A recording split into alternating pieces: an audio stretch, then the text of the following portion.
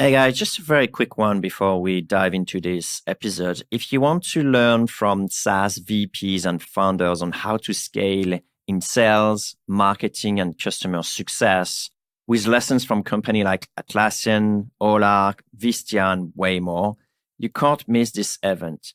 We're hosting and organizing a summit online just specifically for B2B SaaS businesses. So if you go to https://b2bsaassummit.com, you can register for free to all the sessions that we have. It's going to happen first week of October. I can't wait until it starts, and hopefully I'll see you there. b2bsaassummit.com. Hey, what's up, everyone? This is Jeremy, founder of QuickMail.io. Hey, and this is Jack from emailsthatsell.com. Today, rapid fire.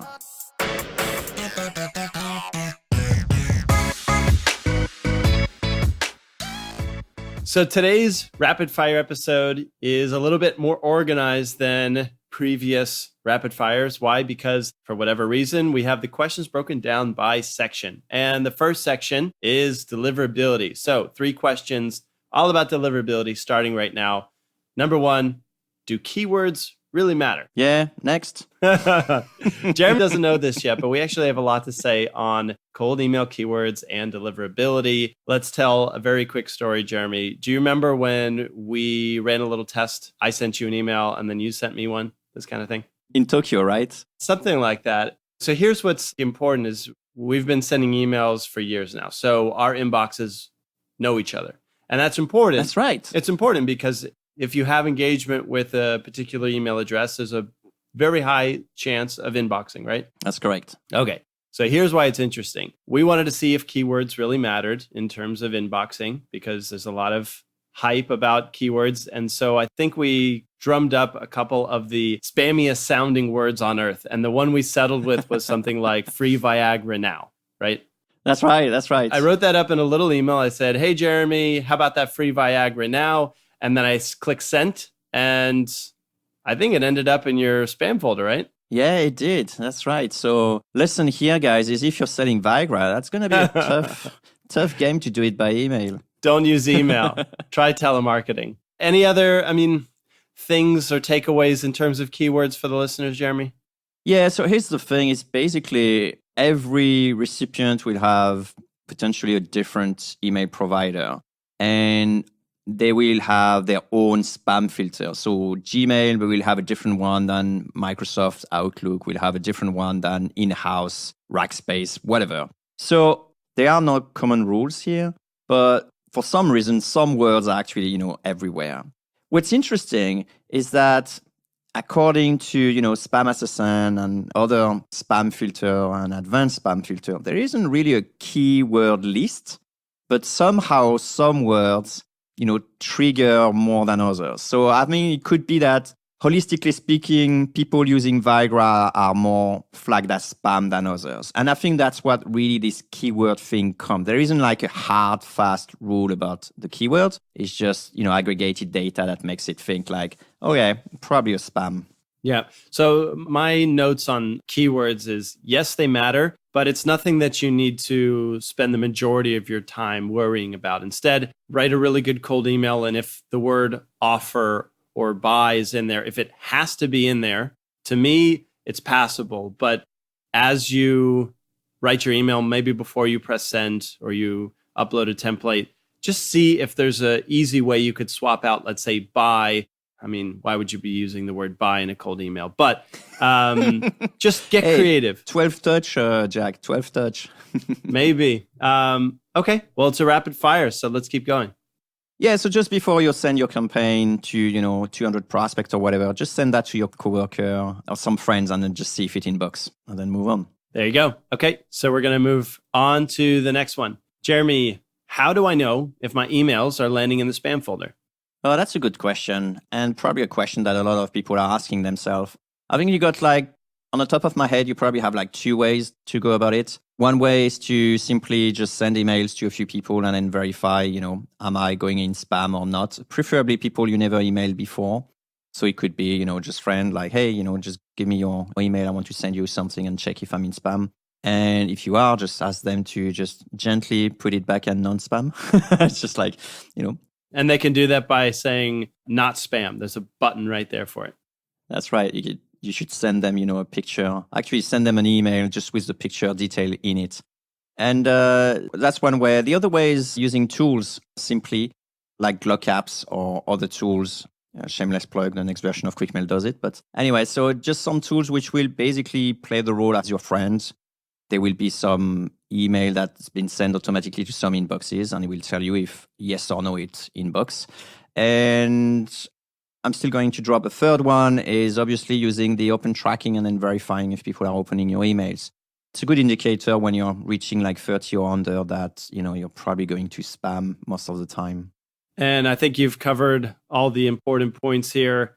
I will add that if you notice your reply rate takes a hit from one week to the next, and there's no good reason to explain it, for example, holidays or your business isn't seasonal, that's a good indication that you may be landing in spam. So if that happens, use what Jeremy said in order to double check.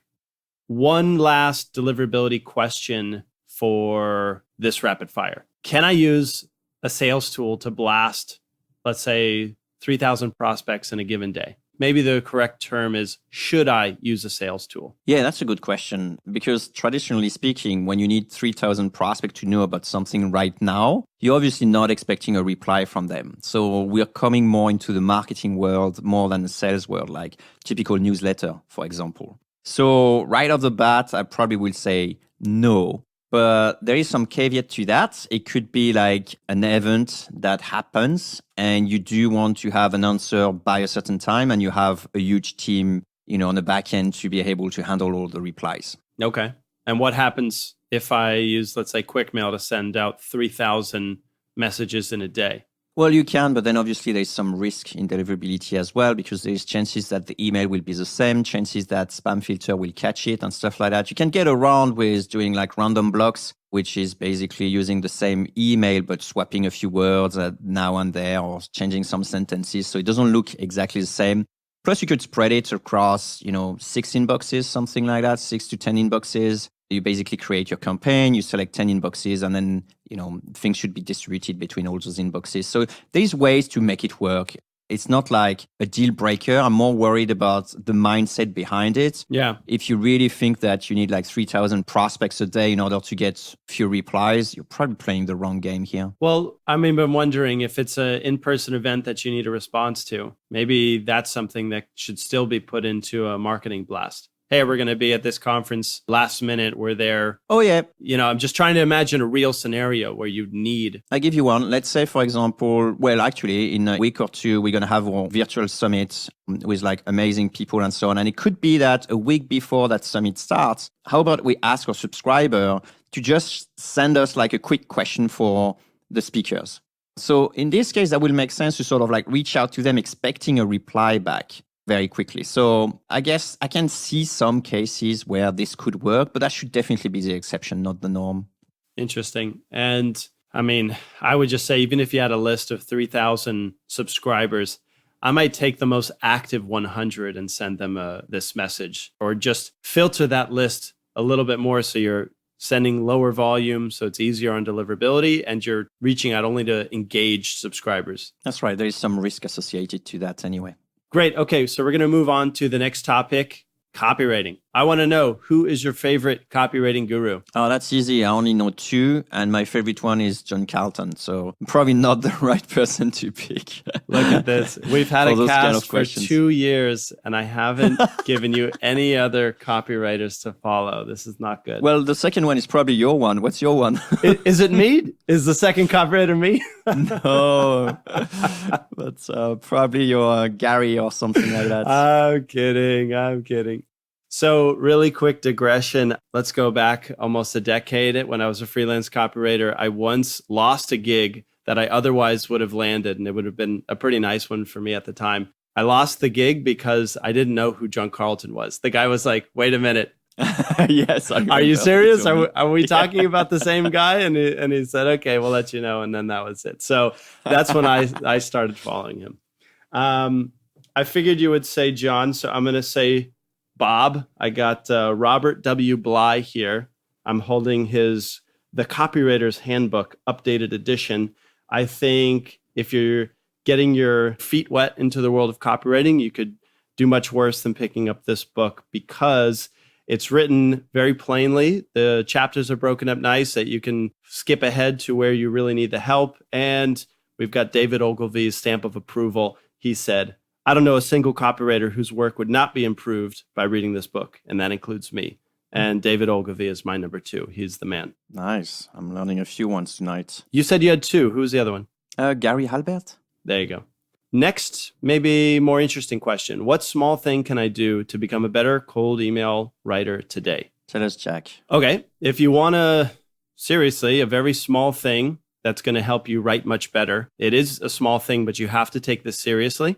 The small thing you can do is to start caring more. And I know it's fluffy. That's a very, theoretical piece of advice, but it's not. If you really know how your product or service can help your prospect, if you really care about the problems that your prospects are currently facing, and you think about what they're going through on a day-to-day basis, you walk a mile in their shoes, you care about what they're struggling with, that's going to help you tap into this vocabulary, this place of empathy that can help you write explicitly for their needs. And it's the best advantage any copywriter can have. Really care what your prospects are doing when they see your cold email. They don't know you. And given that, how can you write something that will force them out of their difficult day and give them some hope at the end of that cold email? You know, it's a big deal. Yeah, absolutely love it. And you're basically talking strategies here. You know, we got strategies versus tactics. Jack and I could give you like tons of tactics, like put yourself in the shoes of the recipient, use you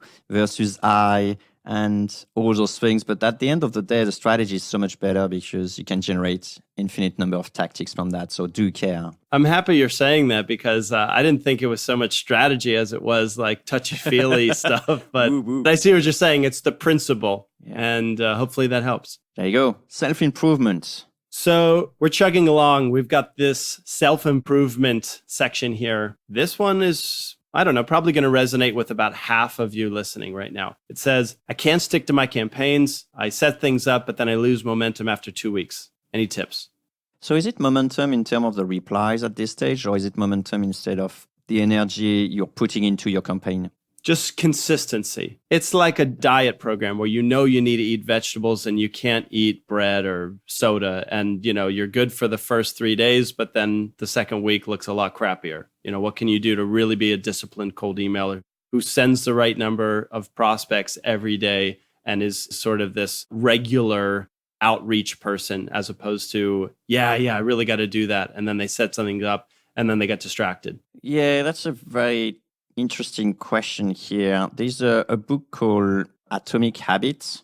It's a good book for actually helping you keeping consistency. There's lots of psychological tricks that one can apply to stick to routines, basically. If we take the analogy of diets, one thing that works for me specifically, and I'm not fat specifically, or I don't have any problem or anything, but I do try to stay away from sugar. And one thing I know and for a long time is that complete ban is very often a recipe for failure, because at some point your energy level is too low and your discipline is not there and whatever, ups and downs. And so what I personally do is I have a cheat day. So, for me, Wednesday is okay to eat sugar.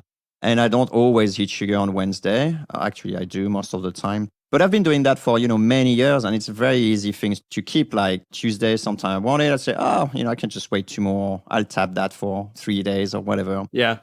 So that helps. And I'm trying to figure out, is there an analogy here that will be useful for cold email?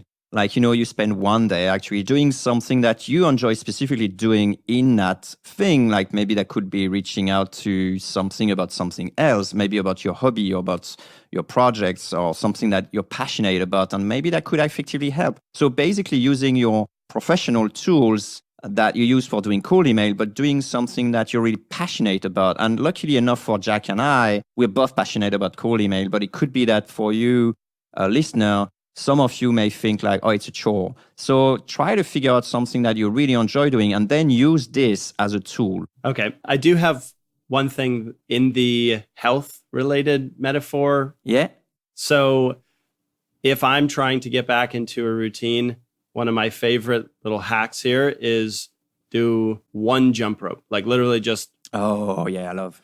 pick up the jump rope and swing it once. If I do it once, then I can check the box. The day was a success in terms of reaching the fitness goal. And I remember there was a story where the new something or other at IBM, he stepped in and totally transformed their growth by doing something a little bit counterintuitive. He gave the entire sales departments radically low quotas. They said something like make 2 sales calls every day. And what they found was with a radically low quota, it's almost ridiculously easy to do it. You would kick yourself for not making 2 calls in an entire day. But what they found is once you get yourself in the groove, you're off to the races. And typically the hard part is like thinking, oh, you've got this mountain of a task in front of you and you just put it off. So do the one jump rope thing. You don't even need to prospect and do CSV work. Just maybe find somebody on LinkedIn, use like the free version of Hunter to grab their email, or do the Clearbit Connect thing, make it super easy on you. And just in your inbox, just reach out. And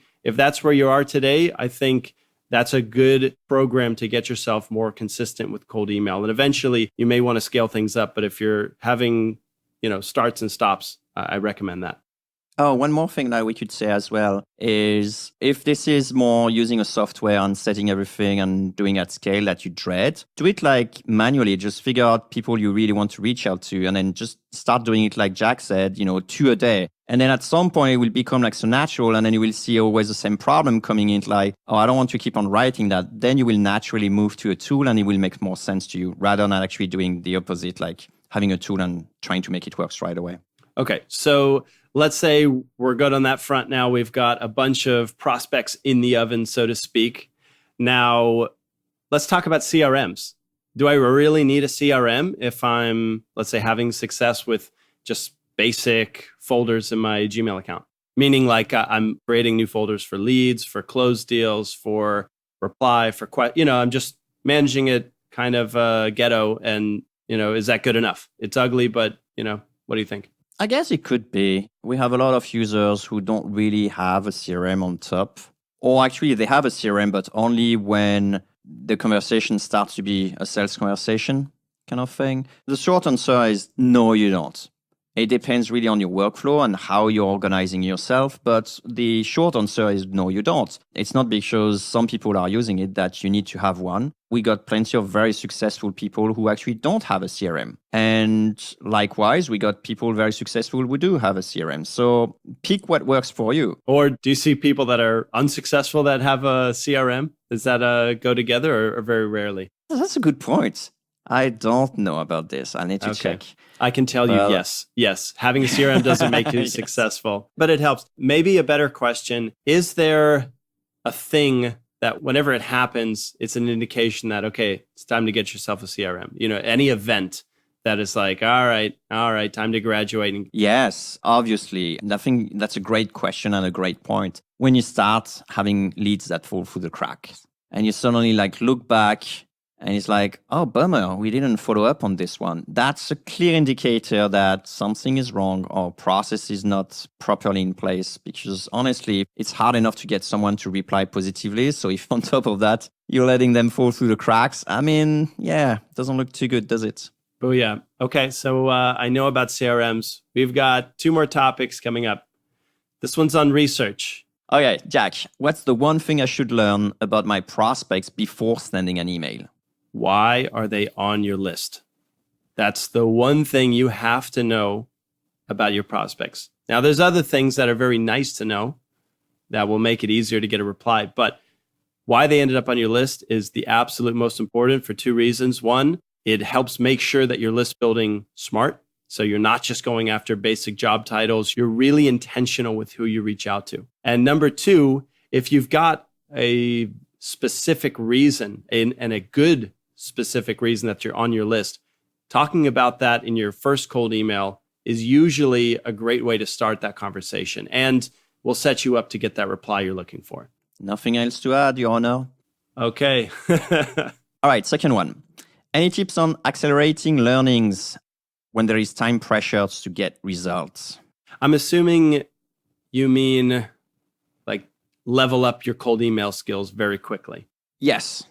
Okay. Best answer, hire a consultant for a couple of hours. Like seriously, that's the absolute quickest, because by lunchtime today, when you're listening to this episode, the right person on the phone can hopefully 2x or 4x your learning speed just in a single conversation, because they've been there before. I mean, you can read the books, you can take the courses, me and Jeremy's course.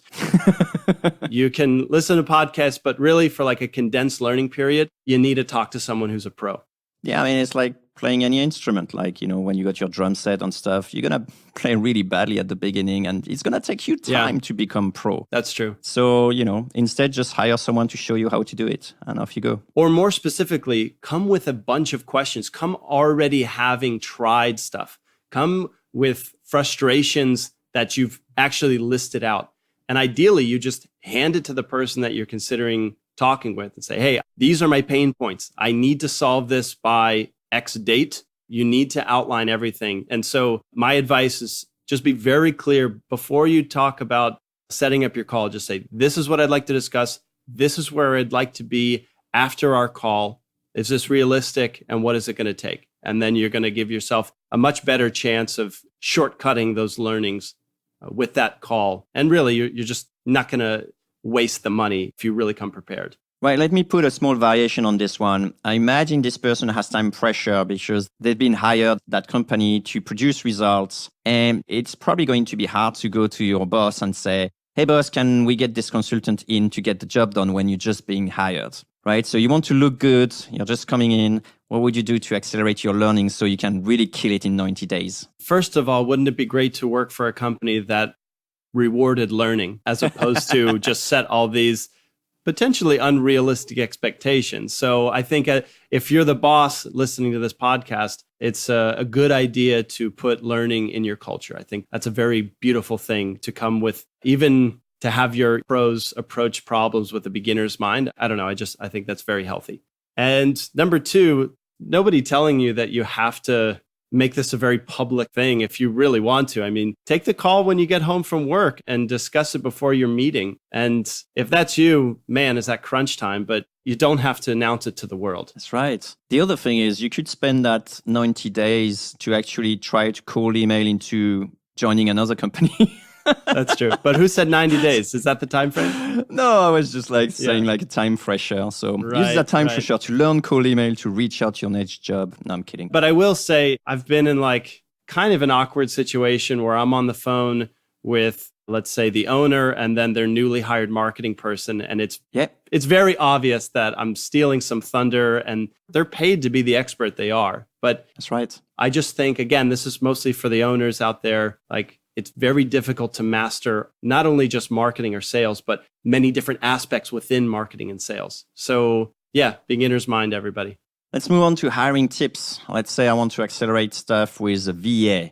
Yeah. At what stage do I need a VA or an assistant? And how long should I do everything myself before I let go? And I think let go is the right phrase, because you are giving up the control. And if you know that you struggle with being a control freak, chances are it's due time. You already know, That's why I got no VAs. I'm like a total control freak. Yeah, I struggle with that too, man. But this is my thinking. How long should you do everything before letting go? Two scenarios happen. Number one, you have to, in my opinion, do everything long enough to really master the task that you're going to hand off. And for a lot of things, it doesn't take that long. In 2 weeks, you're going to master list cleanup and some elements of prospecting. And anyways, do things until you really have a strong grip where you can not only teach someone to do it, but teach someone who can then teach someone to do it. It's like really having a deep understanding. And then the next one is, okay, let's say you get this competency with these tasks. You also need to be at a place where the money makes sense for you to focus on other activities. If you are at a place where leads really aren't coming in, you don't have any better things to do. Hopefully that's not you. But if there's nothing better to do, then it's not as pressing. Or, and Jeremy, you can weigh in on this, maybe it's more pressing. Maybe if you're not having enough leads, you really need to stop doing the day-to-day stuff and focus on sales and marketing. What's your take on that? My take on that specifically from a business owner standpoint is that there's two types of activities. There's maintenance and growth. And if you're not getting enough leads, chances are that you're spending most of your time in maintenance mode, making sure the boat stay afloat instead of moving the boat. Working in the business instead of on the business kind of thing. Yeah, for example. Yeah. Yeah. I think I have a slightly different answer to you, Jack. So I think that'll be interesting for the audience as well as to when you need a VA or assistant. I would say this is similar to you, but slightly different angle. I would say this is when you can judge people based on metrics. For example, if I hire you, Jack, okay, you're not a VA, you're not my assistant and so on, but I will hire you and tell you, okay, I want you to reach this positive reply rate, for example. Okay, I will have one metric that I give you. But for an assistant, it could be like, yeah, I need you to find X number of prospects per day that are qualified or that won't bounce or whatever. But if I am intimate enough with the process, in order to let go, I need to be able to just give one metric and drive by that. Meaning the positive replies? But yeah, for you at your level, yes, it will be that. If I get a pro, someone's really good, I'm not going to tell him to check what he's doing, or document everything that person needs to be doing. How fun would you have to actually join a company, Jack, that gives you the whole layout of everything you need to do at your level, right? That's probably why I'm not at a company. Yeah, there you go. But if, I hired you and say, Jack, this is what I need you to work toward. This is our North Star metrics on how I'm going to judge your results is the number of positive replies I'm going to get per week. Right. And, off you go. And then you'll be smart enough to figure out. So I guess it depends what level you're at. But even at the low level, you can still find a metric that you can judge people on.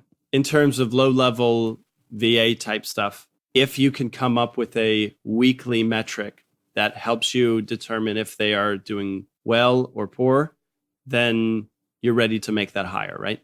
I think so, yes. That would be my take on this. Piggyback question. How do I ensure high quality once I start handing off these tasks?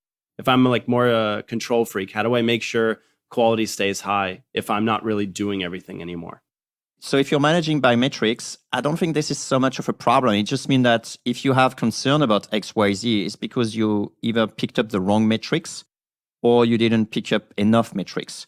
So it could be, 2 metrics. That's fine too. It could be, number of prospect and, bounce rate, for example. And this is maybe for a VA who's helping you list build. That's right. Yeah. So for you, it'll be number of clients reached out and number of positive replies I'm getting every week. We may have to do a cast on managing by metrics for cold email. I think that sounds kind of, the very least, kind of buzzy. So I like it though. Great points. And just to bounce on that very quickly, and then maybe we can do the cast in the future. But this is actually what helped me as a control freak to let go. Okay, then listeners, it's probably going to come up pretty soon. I hope so. Okay, so question, how does one company that really has nailed cold email as a channel, what do they look like? Going back to something we've already talked about today, consistency. There's no, oh, yeah, it's time to do cold email again. Let me dust off the templates. Where is that folder over there? So there's regular emails going out, okay? Again, there's the metrics that track performance. So they have some sort of a dashboard. It doesn't need to be anything high tech, but there is a one pager that they can review to see if they're on track or not. Gosh, I'm realizing this is a pretty involved answer. There's a team or department or person who's dedicated to following up on all the leads. There's a real system that won't let any lead fall through the cracks in a team that's really nailed cold email. Then there's the closer who can take all of the leads generated and turn that into revenue for the company. Probably multiple closers, but they have some heavy hitters on their sales team who can just, make deals happen. And they've also got like research and lower level. Research is not low level, but let's say internet research, list cleanup. They have those tasks automated either with a team and or with software so that their main group of people can focus on the high earning activities, such as copywriting, campaign planning, creating value propositions, maybe tweaking product. It really is like this top to bottom thing where it's not just a team in a room that's typing away in their computer. Like product is involved, marketing is putting content that this cold email team can repurpose when appropriate. There's appointment setter. It's complicated. It really is like this top to bottom thing where it's not just a team in a room that's typing away in their computer. Like product is involved, marketing is putting content that this cold email team can repurpose when appropriate. There's appointment setter. It's complicated. Yeah, it's super interesting that you got clear definition and roles, in your head about how you vision that department to work. I don't have it as specific internally, but for me, it'll be about having a process that goes from the very beginning to the very end. So that does mean that at some point, the outreach leads to effectively a close, as part of the entire process. And obviously, they have a baseline on which they can improve. Because very often when I talk to the pros, they come to me with a problem that it used to work this way, something is changing, and I'm trying to correct this. And it's only one part of their process. So it could be, lead generation, or it could be reply rate, or it could be deliverability, whatever. But they always have these things rolling. Take the example of a bicycle. People who are just trying to get by, they got like a wheel, they got like one, I don't even know the English words for all the parts of a bicycle. I'm sorry, guys. But anyway, you see what I mean? It's like they got everything and they try to all sort of fit it together, where the people who actually are, nailed it, they're already moving with their bicycle pretty fast. And suddenly, there's like a small noise in one of the wheel. And so they're looking at it, but they keep on advancing. And I think that's what makes a real difference for me as to a company that makes it. So to summarize, I think we have two overlapping elements to this company that's really nailed cold email.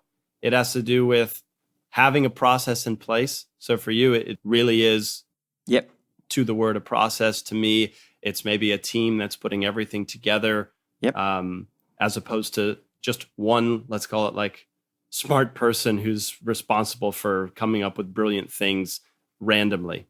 Jack of all trades. Yeah, so it's not that. And the other thing is metrics to let us know that we're on track here. There's probably other things like they've got a much longer term outlook that's not really embraced by the beginners. I think there's, okay, let's start getting ready for the spring campaign. What are we going to do to complement these cold emails? Are we going to do Facebook ads? Are we doing retargeting? When are those rolling out? And then we'll put the emails out. A lot to the process, but the important thing, it is a process and it's measurable. That's right. So there you go. Sorry for the rapid fire that wasn't rapid, but it was definitely fire. That's right. And we've went over time. I think I have to go turn my oven off right now or my house is going to burn down. Awesome. Thanks, great cast, Jeremy. Bye. Great cast, Jack.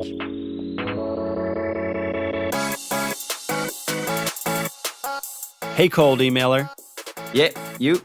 If you got some value from this episode, give us a high vibe by sharing a 2-sentence review on iTunes. Or Stitcher, or TuneIn. That works too. It's a quick way to help other growth-minded folks like us find this podcast so they can send awesome emails and make everyone's inbox a better place. Thanks.